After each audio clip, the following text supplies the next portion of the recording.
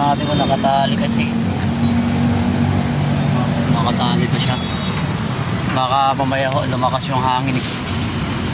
Diba? Gaya nito guys, yun, hindi nakapatay yung ano niya. Kailangan natin to patayin. Kailangan natin patayin yan.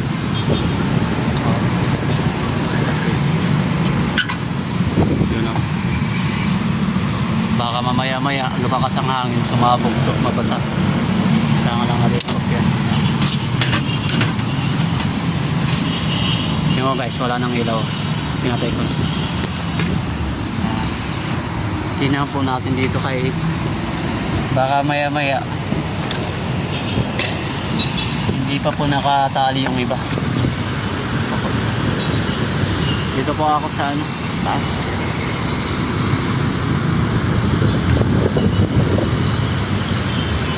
Check ko po yung gaddola. Yung iba andun, oh, dami. Dito yung ano, check po natin kaya baka maya katulad nito yan, hindi siya nakapatay.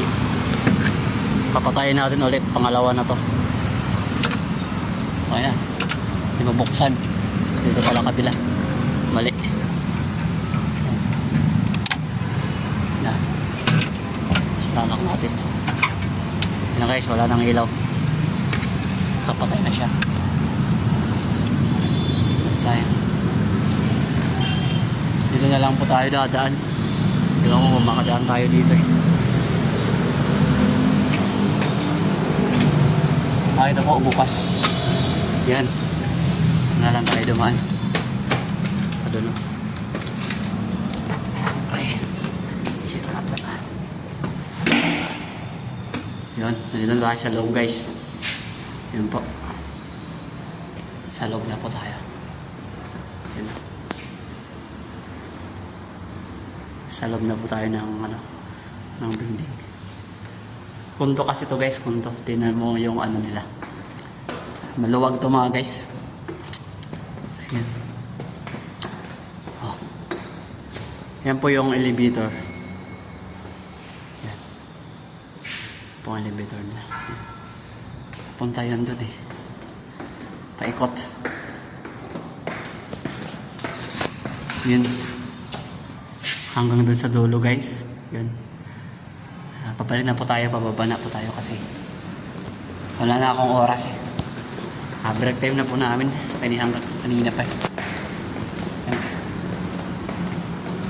Sinik ko lang yung mga gandola kasi baka maya lumakas yung hangin, maesturbo yung pagtulog ko, gigisingin nila ako. So naiwan ko siya.